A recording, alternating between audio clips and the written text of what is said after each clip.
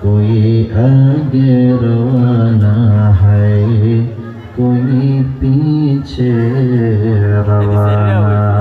ला इलाहा, आवाज करे ला इलाहा इल्लाल्लाह, ला इलाहा, जोरे ला इलाहा इल्लाल्लाह, ला इलाहा, ला इलाहा इल्लाल्लाह मुहम्मदुर রাসূলুল্লাহ সাল্লাল্লাহু আলাইহি ওয়াসাল্লাম। নগরপাড়া আল মদিনা ক্যাডেট মাদ্রাসা এর উদ্যোগে বার্ষিক ওয়াজ মাহফিলের মহতারাম সভাপতি,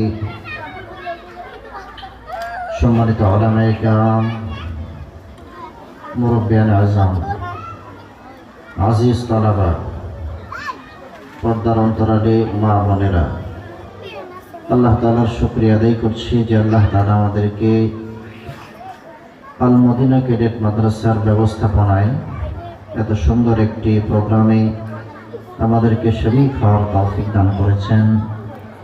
অন্তরের অন্তঃস্থল থেকে কালিমাতুশ শুকর আদায় করছি, আলহামদুলিল্লাহ। রাস্তাঘাটে যুবক ভাইরা যাহারা আছেন, মেহরবানি করে আপনারা চলে আসুন। মাদ্রাসার দায়িত্বশীল যারা, আপনারা বাহিরে যারা আছেন তাদেরকে মেহরবানি করে পাঠিয়ে দেন।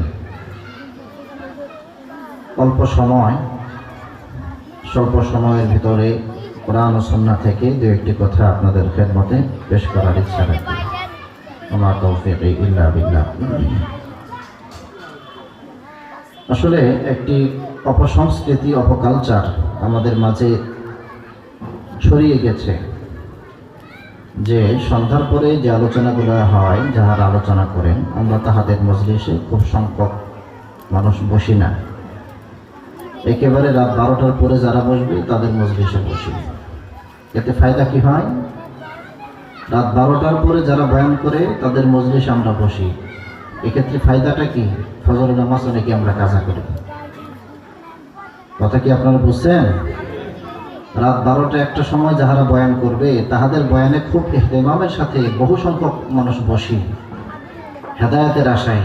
এমন হেদায়েত হয়, হেদায়েতের কারণে ফজরের নামাজ শেষ। এই সমস্ত এত রাত পর্যন্ত, গভীর রজনী পর্যন্ত প্রোগ্রাম করে ফায়দা কি হলো?